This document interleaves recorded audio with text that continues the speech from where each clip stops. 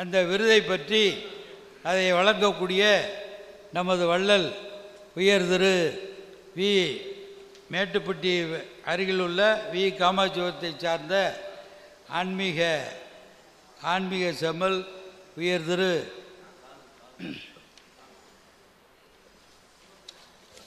என் சிவகுமார் அவர்கள் வழங்க இருக்கின்றார்கள்.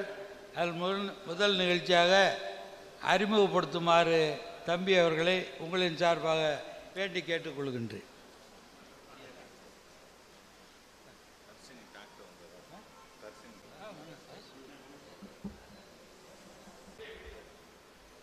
கருவறையில் உடல் வளர்த்த தாயையும்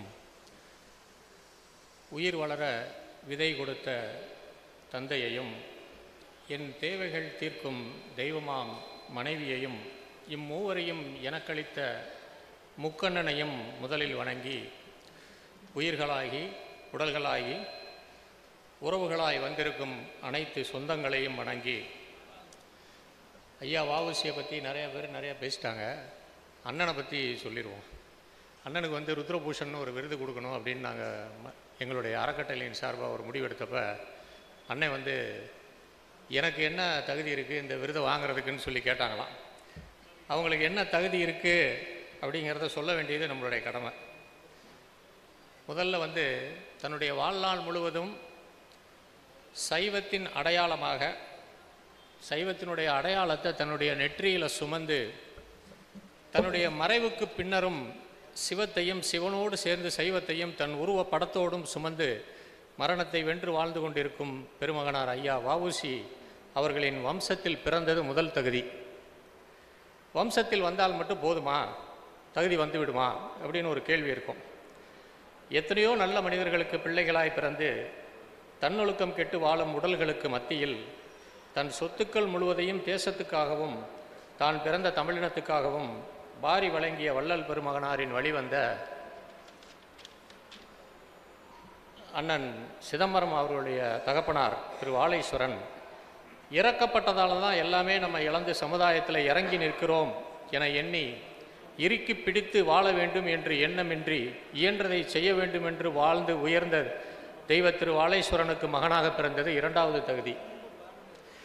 தேசிய தலைவராய் வாழ்ந்து தமிழின தலைவராய் மருவி சாதி தலைவராய் சமுதாயம் சுருக்கிய போதும் தான் பிறந்த சாதியின் துணை கொண்டு சமுதாயத்திற்கு தன்னால் இயன்றதை செய்ய நினைப்பது செய்து கொண்டிருப்பது அண்ணன் சிதம்பரத்துக்கு தனித்தகுதி. குலப்பெயரையும் கெடுக்காமல் தன்னொழுக்கம் தவறவிடாமல் இயன்றதை இல்லை எண்ணாமல் செய்யும் சேவைகள் பெருந்தகுதி. இத்தனை தகுதி நேர்ந்த உங்களுக்கு ருத்ரபூஷன் விருதினை வழங்கி கௌரிப்பது எங்களது வாழ்வையும் வரலாற்று படிகளில் இடம்பெறச் செய்யும் என்பது எங்களுக்கு கிடைத்திருக்கிற ஒரு குட்டி தகுதி. அதனால் வந்துட்டு எல்லாருமே வந்து இப்போ இங்கே இருக்கிற எல்லாருமே வந்து சாமி கும்பிடுவீங்க, அதில் ஒன்றும் டவுட் இல்லை. இப்போ இந்த படத்திலே பார்த்தீங்கன்னா சில பேர் வந்து சைவத்தினுடைய அடையாளங்களை சுமந்துக்கிட்டு இருக்காங்க, சில பேர் அது இல்லாமல் இருக்காங்க. எல்லாரும் கூடுமான வரைக்கும் அது இருக்கணும் அப்படிங்கிறது எங்களுடைய வேண்டுகோள். இங்கே வந்து கடவுளை இப்படி தான் கும்பிடணும்னு நமக்கு சொல்லி கொடுத்துருக்காங்க. அந்த அடிப்படையில் வந்து யாருமே போய் நின்னோடையுமே கடவுளை கும்பிட்றது என்ன அப்படின்னா எனக்கு இது வேணும் அது வேணும் அப்படிங்கிறது தான் வந்து வேண்டுதலாக இருக்குது. அல்லது என்னுடைய குறைகளை தீர்த்து கொடு இப்படின்னு எல்லாமே சுயநலமாக தான் போய் கேட்டுக்கிட்டு இருக்கோம். அவங்களாம் எப்படி வேண்டுனாங்கன்னு நமக்கு தெரியாது. ஆனால் இறைவனை இப்போ நம்ம பழகிட்டோம், ஒரு 10 நாள் பழகுறோம், திரும்ப சந்தித்தோம்னாலே நீங்கள் எப்படி இருக்கீங்கன்னு கேட்குறது நமக்கு பழக்கம். ஆனால் நம்ம படைத்த இறைவனை பார்த்து யாருமே வந்து நீங்கள் எப்படி இருக்கீங்கன்னு கேட்டுறதே கிடையாது. கடவுளே நீ எப்படி இருக்க, நல்லா இருக்கியா, சாப்பிட்டியா, ஊர் பைய பூரா வந்து எல்லாம் கேட்பான், அவனை தொந்தரவு பண்ணுவான். சரியா, அப்படிலாம் கேட்கும்போது ஒன்றும் கவலைப்படாத. என்னை நீ எதுக்காக இங்கே அனுப்பிச்சிருக்க, உனக்கு வேலை செய்ய தானே, உனக்கு பணிவிட செய்ய தானே என்னை அனுப்பிச்சிருக்க. அப்படிங்கும்போது நான் அதை செய்கிறதுக்கு இருக்கேன், உன்னுடைய வேலைகளை என்னோடு பகிர்ந்து கொடு என்று கேட்கிற பழக்கம் இங்கே யாருக்குமே வரதில்லை. அப்படிலாம் பகிர்ந்து கொடுன்னு கேட்டு வாங்கிட்டு வந்தவங்க தான் வஉசி ஐயா அவருடைய வாரிசுகள் எல்லாருமே. அது மாதிரி அவங்கள வந்து பெருமைப்படுத்துறது, இந்த விருது கொடுக்குறத நாங்கள் தகுதின்னு நினைக்கிறோம். அதோடு மட்டும் இல்லாமல் அண்ணன் தனபாலனை வந்து இந்த நிகழ்ச்சியை கிட்டத்தட்ட ஒரு 42-43 வருஷமாக நடத்திட்டு இருக்காங்கங்கிறது நமக்கு தெரியாது. ஏன்னா நம்ம வந்து இந்தியாவில் இல்லை. இப்போ இங்கே வந்ததுக்கப்புறம் வந்து இப்போ சமீபத்தில் வந்து அண்ணனுடைய அறிமுகம் ஏற்பட்ட போது வந்து இது ஒரு பிரமிப்பான ஒரு விஷயம். ஆனால் அதுக்கான வந்து நம்ம ஆட்கள் வந்து அதுக்கு ஒரு ஒரு அங்கீகாரம் கொடுக்கணும். அந்த அங்கீகாரம் இல்லாமலே செயல்பட்டுக்கிட்டு இருக்குங்கிறத நினைக்கும் போது கொஞ்சம் வருத்தமாக தான் இருக்குது. எல்லாரும் வந்து அவருக்கு வந்து ஆதரவு கொடுக்கணும். நம்மளால் முடிஞ்ச ஆதரவில் கொடுக்குறோம். அண்ணன் வந்து அவங்களுடைய ஆதரவை எப்பயுமே கொடுத்துக்கிட்டு இருக்காங்க. அது மாதிரி வந்து இங்கே இருக்கக்கூடிய எல்லாரையும் வந்து வந்திருந்த அனைவருக்கும் வந்து ரொம்ப வணங்கி பாராட்டி இந்த வாய்ப்பு கொடுத்த எங்களுக்கு நன்றி கூறி நான் விடைபெறுகிறேன். நன்றி, வணக்கம்.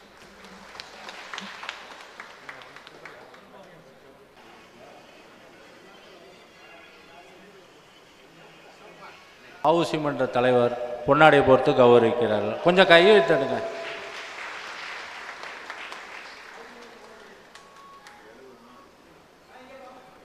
நினைவு பரிசும் வழங்கப்படுகிறது. நினைவு பரிசு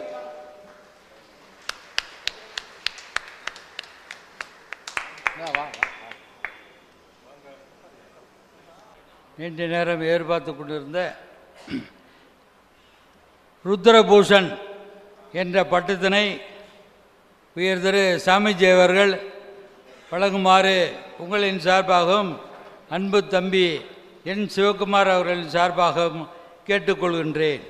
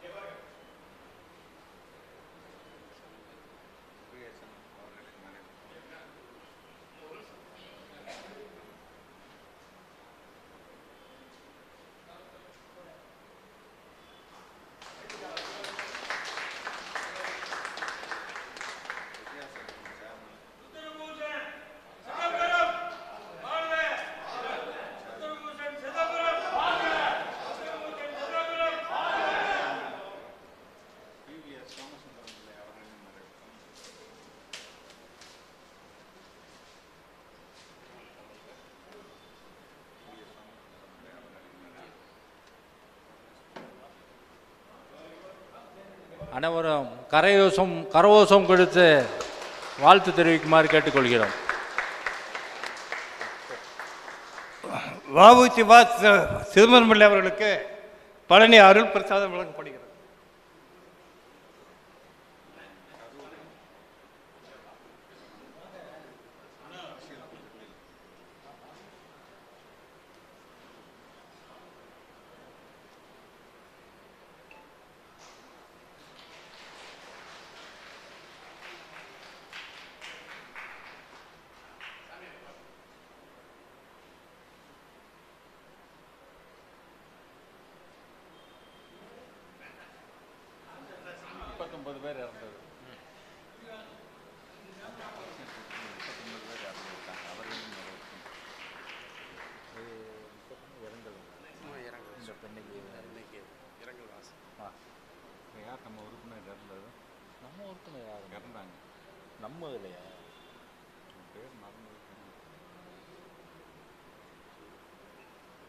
ஒரு வார்டு கவுன்சிலர் இறந்து போனாங்க. காங்கிரஸ் மன்ற உறுப்பினர் உட்பட 39 பேர்.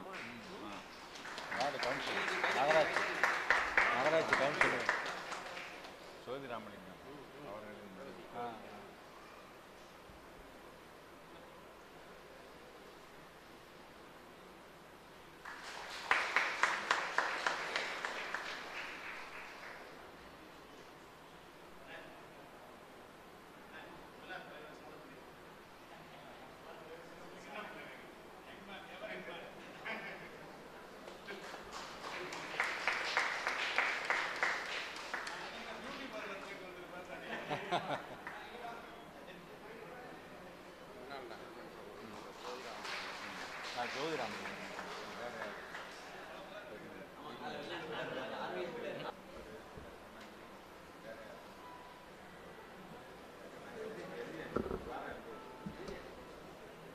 இந்த அருமையான நாளில் வ.உ. சிதம்பரம் பிள்ளை நற்பணி மன்றத்தை 42வது ஆண்டு விழாவில் கூடியிருக்கிறோம். இங்கு இந்த விழாவை தொடர்ந்து மிகச் சிறப்புடன் நடத்தி கொண்டிருக்கும் அண்ணன் திரு தளபாலன் அவர்களே, மருத்துவர் திரு திருலோகச்சந்தர் அவர்களே, பழனி ஆறுமுகம் பிள்ளை அவர்களே, இந்த விழாவிற்கு என் அழைப்பின் பேரில் வந்திருக்கும் நலன் கேட்ரிங் செந்தில்குமார் அவர்களே, சுரேஷ் அவர்களே, மதுரையிலிருந்து வந்திருக்கும் ஜிம் தாஸ் அவர்களே, முத்தாய்ப்பாக இந்த விழாவில் எனக்கு ருத்ரபூஷன் என்ற விருது வழங்கி அமர்ந்திருக்கும் கல்வி வள்ளல் திரு சிவகுமார் அவர்களே, அவரது தம்பி கார்த்திகேயன் அவர்களே, இங்கு வந்திருக்கும் உறவுகளே, மேடையில் அமர்ந்திருக்கும் பெரியவர்களே, அனைவருக்கும் எனது காலை வணக்கம். நான் உண்மையில் தனபலன் என்று சொன்னப்ப இந்த விருதுக்கு நான் தகுதியா என்று கேட்டேன். எனக்கு தோன்றவில்லை. அதனால் எதற்கு இந்த விருது என்று கேட்டேன். நான் இல்லை, தம்பி சிவகுமார் இப்போ விளக்கம் சொன்னார். அந்த விளக்கங்கள் ஒரு ஏற்புடையதாக ஓரளவுக்கு இருந்தாலும் இந்த விருதை மிக கடினமான ஒரு தமிழ் மொழியில் எழுதியிருந்த சிவஞான போதத்தை எளிய தமிழாக்கம் செய்து உரை எழுதிய நமது மதிப்பிற்குரிய கப்பலோட்டிய தமிழன் வ.உ. சிதம்பரம் பிள்ளை அவர்கள் சார்பாக இதை நான் பெற்றுக்கொள்வதில் பெருமை அடைகிறேன். இது எனக்கானதல்ல, வ.உ.சிக்கானது என்று சிவகுமார் அவர்களே நீங்கள் சொன்னதற்கு விளக்கம் நான் சொல்லிக் கொண்டிருக்கிறேன். அதாவது சிவஞான போதத்திற்கு உரை எழுதிய, திருநெல்வேலி சைவ சித்தாந்த கழகத்தில் பலமுறை உரையாற்றிய, தூத்துக்குடி சைவ சித்தாந்த கழகத்தில் பலமுறை உரையாற்றிய, மிகவும் ஆழ்ந்த சைவப்பற்றுடைய சிவபக்தர், சிவபக்த சபை நடத்தியவர் இவர். சிவபக்த சேனா நடத்துகிறாரு. அவங்க சிவஞான மார்க்க சபை நடத்தினது, அதில் அவர்கள் உறுப்பினர். அத்தகைய ஒரு சிவபக்தரான கப்பலோட்டிய தமிழன் வ.உ. சிதம்பரம் பிள்ளையின் சார்பாக இந்த விருதை நான் பெற்றுக்கொள்வதில் பெருமை அடைகிறேன். அது எனக்கு உரித்தானதா அல்ல, எனது தாத்தாவிற்கு உரித்தானது. அது உங்கள் கருத்து. மேலும் நான் என்னோட வீட்டில் படிக லிங்கம் தான் என்னோட பூஜை அறையில் மண்டபத்தில் இருக்கும். இந்த லிங்கம் சிறப்பாக இருக்கு. இதையும் வைத்து நான் வழிபடுகிறேன். இப்போ நம்ம ஆயுள்கால உறுப்பினர் திரு தொழிலதிபர் B.S. வெங்கடேசன் அவர்கள் சில வார்த்தைகள் சொன்னார். அது எத்தனை பேர் கவனித்திருப்பீர்கள் என்று நான் தெரியவில்லை. 1905ஆம் வருடம் வ.உ. சிதம்பரனார் ஆரம்பித்தது தென்பகுதியில், தென் தமிழகத்தில் சுதேசி இயக்கம். 4 பேர் பில்லர்ஸ். கிழக்கே பிபின் சந்திரபால், வடக்கே லாலா லஜபதி ராய், மேற்கே பாலகங்காதர திலகர், தெற்கே நமது மதிப்பிற்குரிய கப்பலோட்டிய தமிழன் வ.உ. சிதம்பரம் பிள்ளை. இவர்கள் 4 பேரும் ஆரம்பித்ததுதான் சுதேசி. முன்னெடுத்து சென்றது சுதேசி இயக்கம். அந்த சுதேசி இயக்கத்தின் தாற்பயம் என்ன? அந்நிய பொருட்களை உபயோகிக்காமை, இந்திய பொருள்களை உபயோகிப்பது. அதன் ஒரு வழியாகத்தான் நமது தாத்தா அவர்கள் முடிவு செய்தார்கள், வியாபாரத்திற்கு வந்த வெள்ளையனை வியாபாரத்தாலே வெளியேற்ற வேண்டும். அதனால தான் உதயமானது சுதேசி கப்பல் போக்குவரத்து துறை கழகம். ஸோ சுதேசி இயக்கம், சுதேசி கப்பல், சுதேசி கூட்டுறவு பண்டகசாலை, சுதேசி விதை கழகம், சுதேசி நூற்பு சங்கம், நூற்பாலை சங்கம் என பல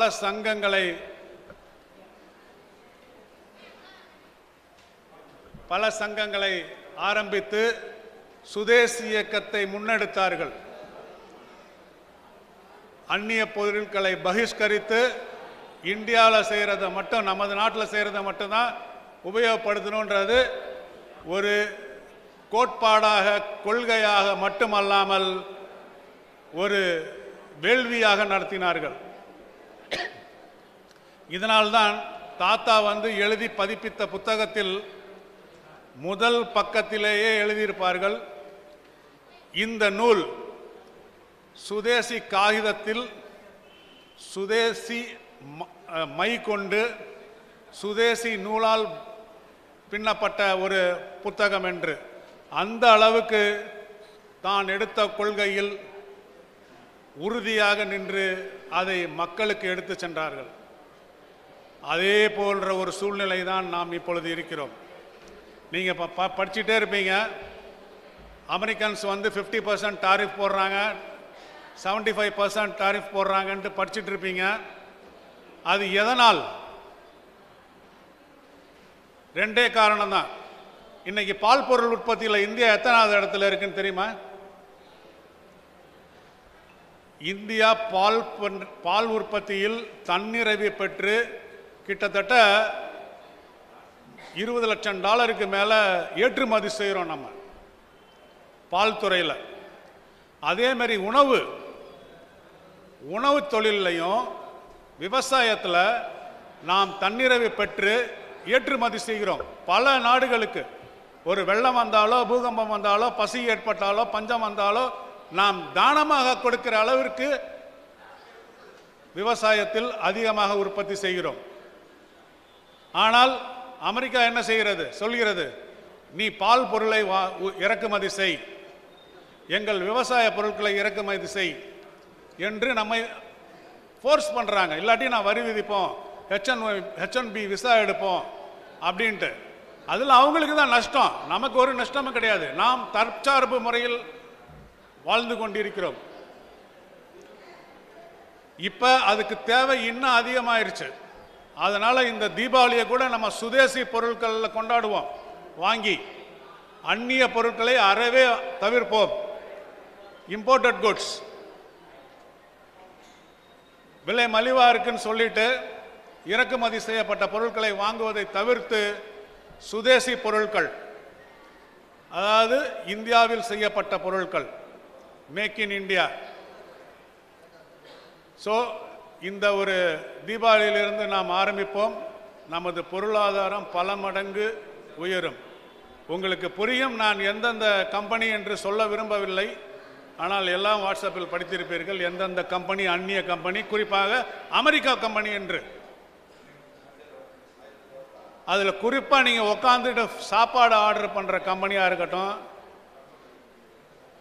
பொருட்கள் ஆர்டர் பண்ணுற கம்பெனியாக இருக்கட்டும், எவ்வளோ கம்பெனி நம்ம இன்றைக்கும் அமெரிக்கன் கம்பெனிஸ் தான் கொடுத்துட்ருக்குறோம். இதை நீங்கள் கட்டுப்படுத்தினாலே நமது பொருளாதாரம் இன்னும் வேகமாக வளரும். உலகமே 1.5%, அமெரிக்காலாம் 1.5% தான் ஜிடிபி. இன்னைக்கு நமது நாடு கிட்டத்தட்ட 7.25% ஜிடிபி.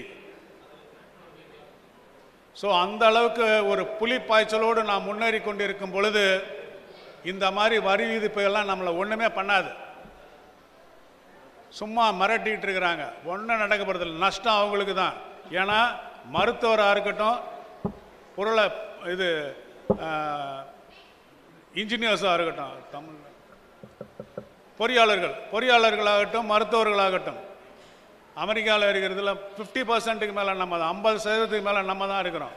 அவங்களோட எக்கனாமியே கொலாப்ஸ் ஆகிரும். HNBO. அதனால தான் இப்போ ரிவர்ஸ் கியர் போட்டுகிட்டே இருக்கிறார். அவர் என்ன பேசுகிறோன்னு அவருக்கே தெரில ட்ரம்புக்கு.